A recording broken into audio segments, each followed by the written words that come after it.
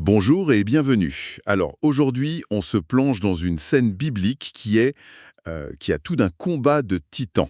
Oui, on est dans la paracha Vaïshlach. Exactement.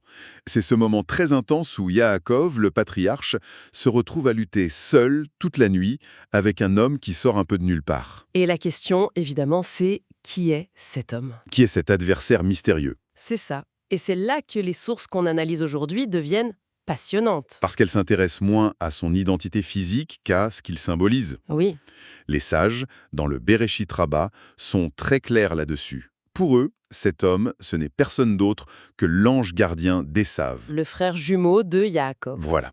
Et plus profondément, il est une incarnation du Yetzer Hara. Le fameux mauvais penchant. Donc en fait, c'est une lutte intérieure. C'est une bataille psychologique que le texte nous décrit. Du coup, la question change complètement. Ce n'est plus qui est-il, mais plutôt à quoi il ressemble. Et là, les sources proposent des options assez surprenantes.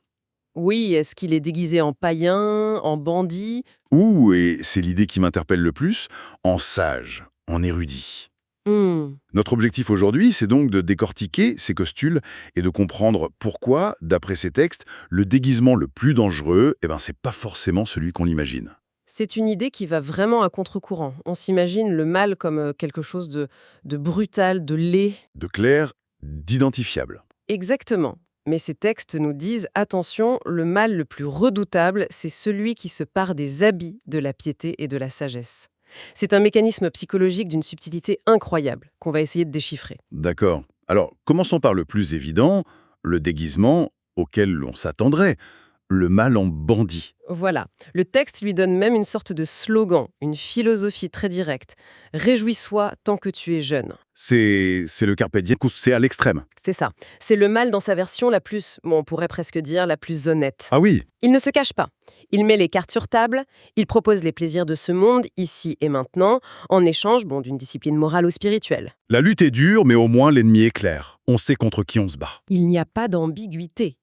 Et c'est justement cette clarté qui rend l'autre forme si trouble. Oui, parce que les sources, que ce soit le traité Choulin ou le Bereshit Rabbah, elles insistent toutes sur cette apparition sous les traits d'un sage. Et là, on change complètement de paradigme. Totalement. Comment un sage peut-il être l'incarnation du mauvais penchant? Ça semble être une contradiction pure et simple. Et c'est là toute l'astuce, tout le piège. La différence, elle est fondamentale. Ce sage, lui, il ne vient pas vous vendre les plaisirs de ce monde. Non. Au contraire, il prétend vous vendre le monde à venir. Ses arguments sont raffinés, ils sont tissés de piété. Il sonne juste. Il ne dit pas « fais ce qui te plaît ». Il dit l'inverse. Il dit l'inverse, il dit « fais ce qui est parfaitement juste ». Mais il place la barre tellement haut que ça en devient une invitation au découragement. Ce qui m'amène à une question que le texte soulève et qui me semble cruciale. Si cet être est si sage, si pieux, pourquoi est-il l'ange gardien d'Ésav? Oui, Ésav, qui est le symbole de l'impulsivité, du matérialisme, c'est l'opposé de la sagesse. c'est ce paradoxe qui révèle le piège. La sagesse qu'il propose, c'est un cheval de Troie spirituel. D'accord? Elle utilise le langage de la sainteté pour introduire une idée toxique au cœur même de notre quête. Au final, cette pseudo-sagesse, elle sert les intérêts d'Ésav, c'est-à-dire le renoncement, le retour au matériel. Et l'arme de ce cheval de Troie, si je comprends bien, c'est ce que vous appeliez le piège de la perfection. C'est exactement ça. Le piège de la perfection. Le texte insiste vraiment là-dessus. Il dit que beaucoup de gens s'éloignent de la spiritualité, non pas par attrait pour la tentation facile, Non, mais en essayant d'atteindre des standards de pureté totalement irréalisables. Des standards fixés par ce sage malveillant. Mais concrètement, comment ça marche? Est-ce que les textes décrivent le mécanisme? absolument. Et c'est d'une précision psychologique redoutable. Le processus se déroule en 4 étapes. La première, c'est d'imposer un faux choix binaire. D'accord. Le sage arrive et il pose la question. Alors, vous êtes de quel côté? Juste ou mauvais? Il n'y a pas de milieu. Pas de « en cours de progression », pas de nuance. C'est tout ou rien. Une fois que ce cadre est posé, j'imagine que la suite est inévitable. Personne n'est juste à 100% tout le temps. Évidemment. Ce qui nous amène à la deuxième étape, la découverte de sa propre faille. La personne s'examine et, forcément, elle trouve une erreur. une pensée imparfaite, un moment de faiblesse. Quelque chose qui contredit l'image parfaite. Exactement. Et là, c'est la troisième étape, l'autodiagnostic. Et il est d'une violence. La personne se dit « Puisque je ne suis pas parfaite et que le seul autre choix c'est d'être mauvais, alors toute ma quête de justice n'est qu'une façade. Je suis une menteuse, une hypocrite. » C'est terrible. Le sentiment d'être un hypocrite, c'est peut-être l'un des plus insupportables qui soit. Et donc, ça mène à la quatrième étape, la résolution de cette tension. La fuite en avant, c'est la résolution de la dissonance cognitive. Pour ne plus supporter cette accusation intérieure, la personne prend une décision radicale. Elle abandonne tout. Le raisonnement, c'est « au moins je serai honnête dans ma chute ». Voilà. Au moins, si je cesse de prétendre être bon, je ne serai plus un hypocrite. Je serai mauvais, mais au moins je serai honnête. Et en voulant fuir l'hypocrisie, elle abandonne la quête elle-même. Le sage a gagné. Ça me fait penser à quelqu'un qui commence le sport avec le programme d'un champion olympique. Le premier jour où il rate une séance, il se dit pas « je ferai mieux demain ». Non, il se dit « je suis un raté ». Je suis un raté, je n'ai pas la discipline, et il abandonne tout. C'est le même mécanisme du tout ou rien. C'est une analogie parfaite. Et ce qui est le plus troublant, et que le texte souligne avec force, c'est que ce piège fonctionne particulièrement bien sur les âmes pures. Ah oui, on pourrait penser qu'elles sont mieux armées. C'est le contraire. C'est justement leur aspiration sincère à la pureté qui leur rend l'acceptation de l'imperfection si difficile. Pour elles, cette logique binaire est bien plus dévastatrice qu'une tentation grossière qu'elles identifieraient tout de suite. C'est un concept très puissant, mais ça reste un peu abstrait. Est-ce que les sources donnent un exemple concret, une figure historique qui serait tombée dans ce piège? Oui, et c'est l'un des exemples les plus tragiques de la tradition rabbinique, celui d'Elisha ben Abouya. C'était un immense sage du Talmud, un collègue de Rabbi Akiva. Et pourtant, il a fini par perdre la foi. On l'a surnommé Acher, l'autre. Les textes suggèrent que sa chute venait en partie de cette incapacité à accepter un monde qui n'était pas noir ou blanc. Il cherchait une perfection que le monde ne pouvait pas lui offrir. Exactement. Il a vu des injustices qui lui semblaient contredire l'idée d'un monde parfait, et plutôt que d'accepter la complexité, la tension, il a tout rejeté en bloc. C'est une histoire terrible. Elle l'est. Et elle nous amène à une relecture midrashique absolument renversante d'un verset que tout le monde connaît à la fin de la création. Vous parlez du fameux « Dieu vit tout ce qu'il avait fait, et voici ». C'était très bien. Tov Méod. C'est le sceau d'approbation divin.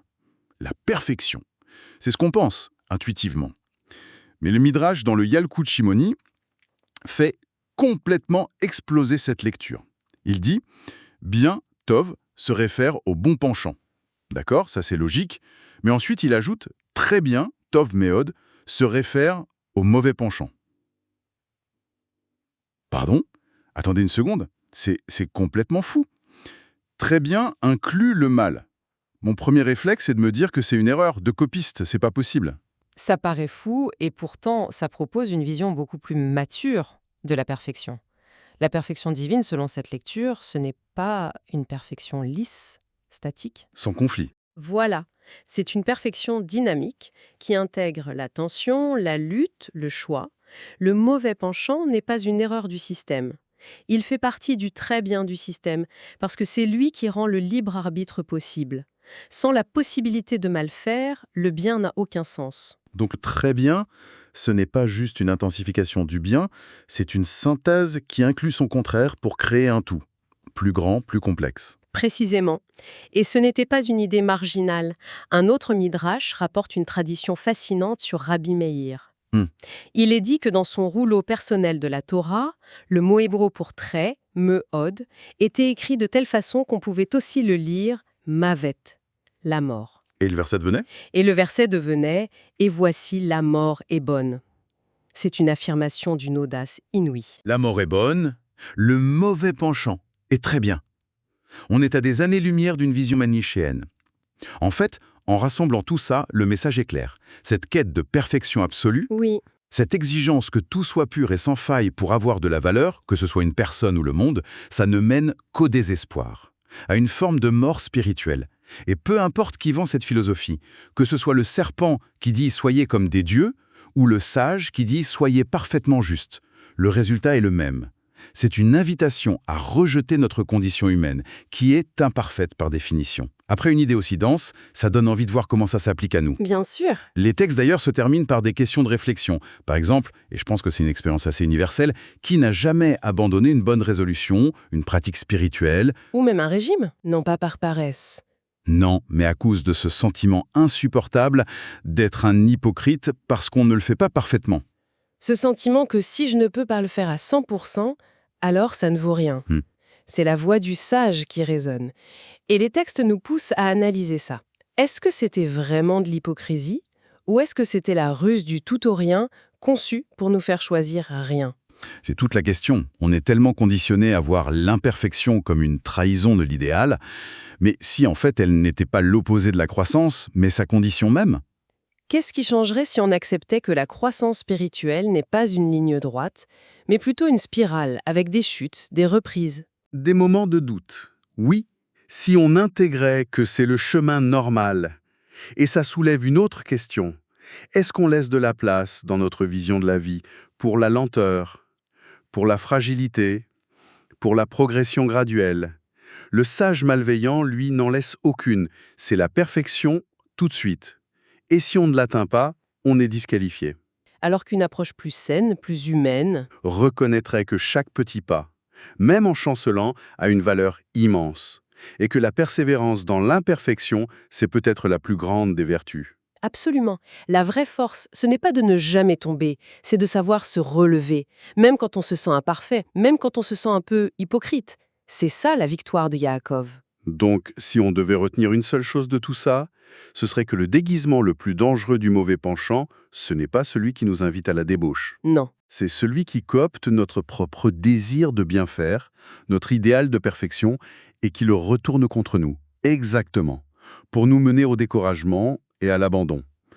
Ce qui nous laisse avec la question la plus difficile, comment faire la différence? Hmm. Comment distinguer la voix de la conscience authentique qui nous pousse à nous améliorer avec bienveillance de celle du sage malveillant qui utilise les mêmes mots avec une intention destructrice? La première nous encourage malgré nos faiblesses. La seconde nous condamne à cause d'elles. Discerner entre les deux, c'est peut-être la lutte de toute une vie. Je le crois. C'est une distinction subtile, mais Vital.